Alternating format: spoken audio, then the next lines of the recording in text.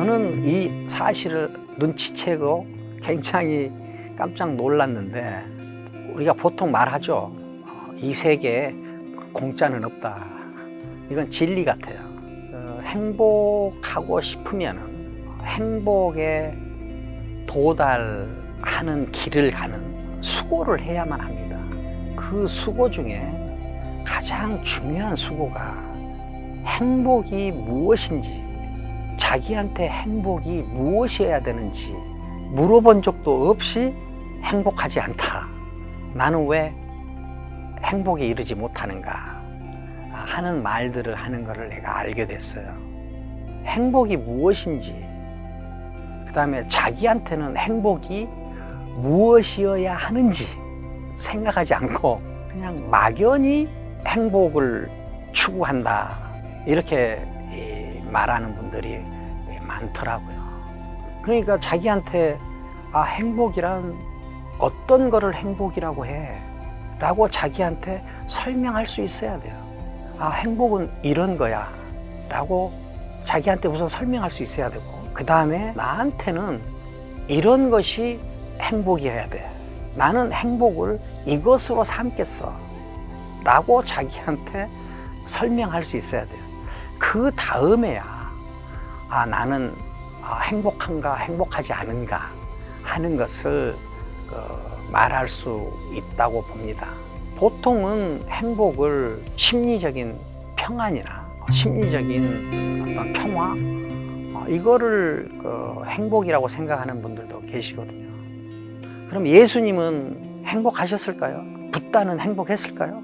나는 그런 기준이라면은 예수도 붓다도 행복한 분들은 될 수 없다고 보여집니다. 행복하고 싶으면 우선 자기한테 무엇이 행복인지를 설명할 수 있어야 돼요. 그리고 설명해 보려고 노력해야 돼요. 그 다음에 자기한테는 행복이 무엇인지 혹은 무엇이어야 되는지 자기한테 설명할 수 있어야 돼요. 혹은 설명해야만 돼요. 이것이 저는 가장 시급한 문제가 아닌가라고 봅니다. 제가 제 마음을 솔직하게 표현해 보면 보통 사람들은 없는 것을 추구하는 것 같아요. 나는 행복 같은 건 없다고 생각해요. 없어. 행복이 있으면 나한테 한번 가져와 보세요. 무엇이 행복인지 나한테 알려줘. 행복 없어요. 나는 이런 것이 행복에 좀 제일 가까운 것이 아닌가 싶어요. 내가 살고 있다는 어떤 자각, 내가 나로 살고 있다는 느낌, 이것이 행복에 다 가까운 것이 아닌가. 나는 그렇게 추측해 봅니다. 내가 나 자신으로 살고 있다 라는 느낌이 들면은 다른 사람이 고통이라고 말하는 것도 고통이 안 돼요. 다른 사람이 불행하게 봐도 그것이 나한테는 불행이 아니야. 다른 사람이 나한테 치욕을 당해도 내가 나로 살고 있다는 이 느낌만 강하게 있다면은 나는 불행이나 고통 같은 거는 나한테 어떤 짐이 되지 않을 것 같아요.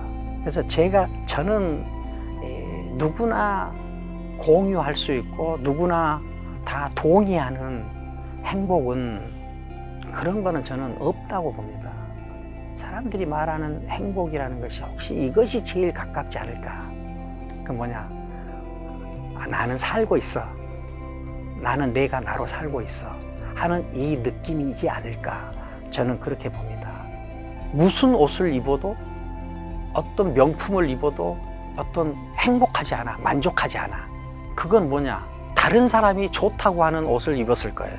그런데 내가 딱 좋아하는 옷을 입는다면 비록 그것이 명품이 아니더라도 만족감은 훨씬 클 겁니다.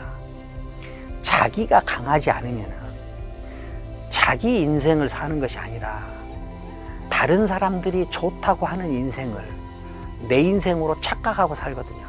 여기서는 고통이 아닌 것이 없고 불행이 아닌 것이 없을 겁니다. 다른 사람이 뭐라고 하든 내가 원하는 내가 되고 싶고 내가 원하는 삶을 살면 그것은 고통이 되기가 오히려 어렵지 않을까, 저는 그렇게 봅니다. 모든 사람들한테 다 해당되는 건 아니겠지만 일반적으로는 하나의 경향이 있는 것 같아요. 이 나이가 들어가면은 근력이 빠지고 기운이 빠지면은 거기에 따라서 지적 긴장감도 떨어지게 됩니다. 지적 긴장감이 떨어지면 궁금증이나 호기심보다도 당연한 것이 더 크게 작용을 해요. 그래서 저는 이렇게 비유를 합니다. 호기심보다도 당연한 것이 많아지면 꼰대고, 당연한 것보다 호기심이 더 크면 그건 청춘이다.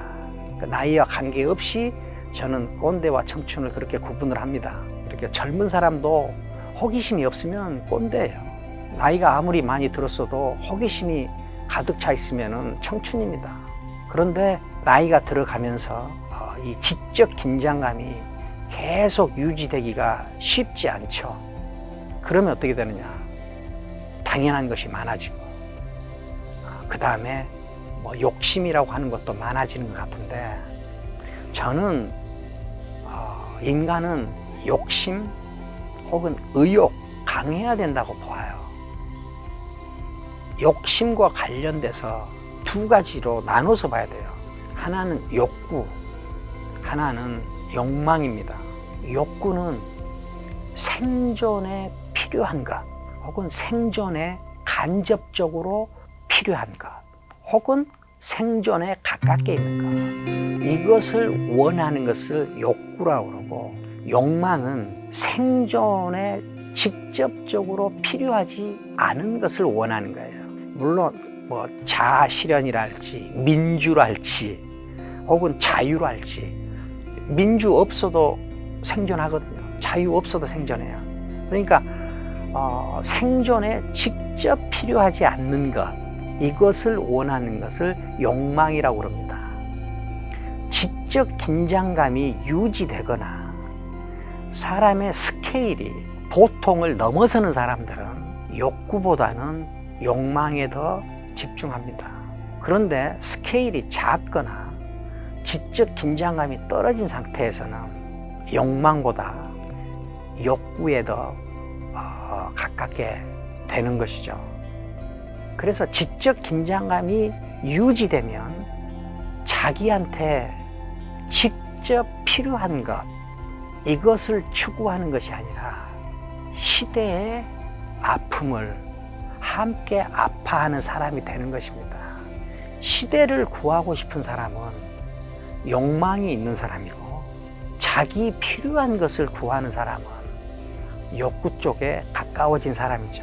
그래서 이 두 가지 차이를 만들어내는 것이 저는 지적 긴장감이라고 보고, 이 지적 긴장감이 신체적인 근력의 나이나 어떤 기운의 나이, 이것과도 관계가 있는 것 같다라고 저는 봅니다. 세상의 경전이 어려울 경전은 하나도 없습니다. 도덕경이 뭐가 그리 어렵겠어요? 왜 어렵지 않냐면은 도덕경을 쓴 노자보다 지금 살고 있는 내가 훨씬 더 발달된 문명을 누리고 있어요. 그 시절보다 훨씬 지금이 복잡합니다. 이 도덕경이 이해가 되지 않는 거는 도덕경을 이해하기 힘든 사유 구조를 자기가 가지고 있기 때문에 그래요. 도덕경과 다른 사유 구조를 가지고 있다. 반야심경이 어렵다 그러면은 반야심경을 이해하기 어려운 사유 구조를 가지고 있는 거죠. 그래서 저는 경전이 어려울 이유는 나는 생각할 때는 하나도 없는데, 그것은 그것과 자기 사이에 친밀도를 만들어내는 어떤 그 구조의 유사성, 이것이 아직 준비되어 있지 않기 때문이다라고 저는 이해를 합니다. 그 다음에 반야심경이 다른 경전에 비해서 훨씬 나은 점, 이거는 저는 심리적으로는 더 낫다고 말하고 싶지만 좀 다른 것 같아요. 반야심경을 중심으로 한 불교가 가지고 있는 가장 큰 장점은 자기 스스로 부정하는 것을 허용한다는 거예요. 그 다음에 자기 이론 자체를 부정하는 것까지 허용한다는 거예요. 그러니까 어떤 그 기준이 되는 점까지도 끝까지 부정하는 태도를 취하고 있는 것, 이것이 저는 이론에 비해서 매우 다른 점이고, 이 정도 진실하기는 매우 어려운 일인데 이것까지 해냈다라고 저는 생각을 합니다. 이것이 가장 큰 특징으로 보여요. 책을 많이 읽고 삶에 대해서 많이 고뇌하고 세상에 대한 어떤 헌신성도 강한데 성취도 나타나지 않고 행복하지도 않고 하는 일들이 있습니다. 또 그런 경우에 처해서 고통받고 있는 사람들도 많습니다. 그런데 저는 그 이유를 알아요. 경전을 열심히 읽어서 그 경전이 말하는 높이까지 도달하는 것은 누구한테나 불가능합니다. 그 경전을 쓴 사람과 자기는 다른 사람이기 때문에. 그러면 왜 그 경전의 고도화에 누구는 오르는가? 한 차예요. 경전을 읽기 전에 자기를 읽은 사람들입니다. 도덕경을 침대 머리맡에 두고 몇십 년을 계속 읽는 사람들도 봤어요. 부질없는 일입니다. 몇십 년 읽을 필요 없어요. 몇십 년 안 읽어도 됩니다. 우선 자기를 읽으세요. 도덕경이 궁금하다는 분들도 많습니다. 알고 싶다는 분들도 많습니다. 우선 자기를 궁금해하세요. 자기 자신이 누구인지, 자기가 무엇을 원하는지, 자기가 어떤 사람이 되고 싶은지, 어떻게 살다 가고 싶은지, 이것을 한 번도 자기한테 설명해 보지도 않고 자기한테 물어보지도 않은 사람은 어떤 경전을 읽어도 효과를 크게 보기 어렵습니다. 건너가는 자를 많은 분들이 읽어주시면 매우 감사하겠습니다. 많은 분들이 자기 자신을 읽는 일에 게으르지 않았으면 매우 좋겠습니다. 감사합니다.